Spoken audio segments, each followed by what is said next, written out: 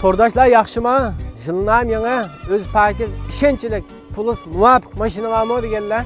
Filmni seyretmey şaştırınlar. Elip satılgan balığım düşüdü o bahsi. Eydediğalığım düşüdü.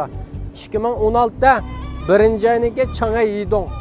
Çoğgançan çoğcaq kolxotniki gopisi. Maşina puls qattiq muvafiq. Maşin üzümü xatar pakiz.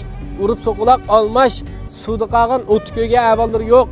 Şinye ise 2026'da birinci ağaç qılıqlıq. Boşansa 2025 birinci ağaç qılıqlıq. Maşının işini görsün. İşçilerin görsen oldu. Zaat Purak yığının mı? Hakiki yığısı hemen görsen oldu. Bir göğüse gayrı yok. Android ekran, rolled engine, üstünde görsen oldu. Maşının kıykas. Ben maşının nuskısı hem de hazırkım şu yığından çıkan Toyota Corolla'nın nuskısı çıkan maşına valla.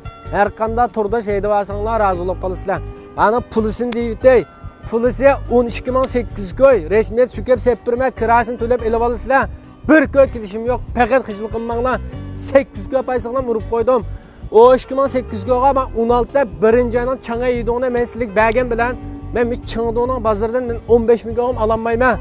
Hem de ma maşina acetmenin kolda ekegen maşina bazarına maşinası emez. Bayan kilina yıkırak.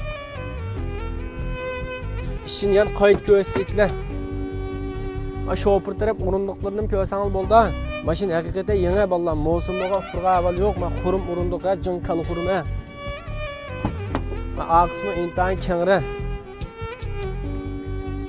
Maşin pakiz. Pulusi 800 koy. Eydib algan tordaşlar fışır desanıl boldu. Bundas keyiksen görüştük. Rahmet.